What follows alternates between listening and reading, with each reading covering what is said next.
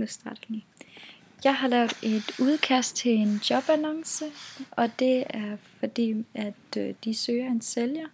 Derfor har jeg startet med at skrive sælger, og derefter virksomhedens navn, og hvor i landet det ligger.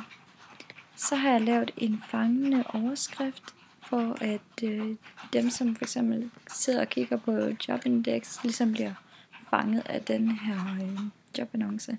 Så der står, er du en pålidelig sælger med gå på mod, som er klar til at give den bedste kundeservice, der findes. Det er ligesom for at fange læseren her, at de skal tænke, ja, det er mig. Hvad må de kan tilbyde mig et job?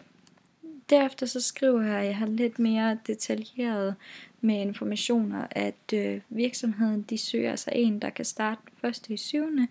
Og at de tilbyder simpelthen, at hos dem, der bliver man simpelthen mødt med tillid og respekt, og at det er en stilling på 37 timer med pension og løn efter overenskomsten.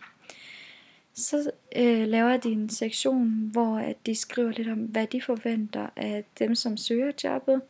Altså, at de skal kunne give en kundeservice, at de skal brænde for at nå nogle salgsmål, for at virksomheden også skal udvikle sig og opnå nogle mål. Så skal de også have noget erfaring. Så er der lidt mere detaljeret om, at de skal have søgt ind den 1.6. Og at hvis der er mere information, de ønsker, så kan de kontakte det her. Det er bare noget, jeg har fundet på med Lise Hansen på det her telefonnummer og med e-mail og sådan noget. Og så til sidst for at slutte den af på en god måde og sige, vi glæder os til at høre fra dig. Sådan at folk ikke skal være bange for at sende en ansøgning ind til dem.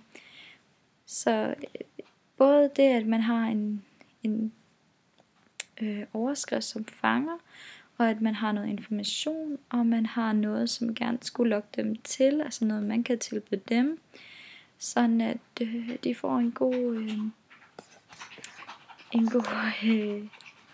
fornemmelse omkring den her virksomhed. Ja.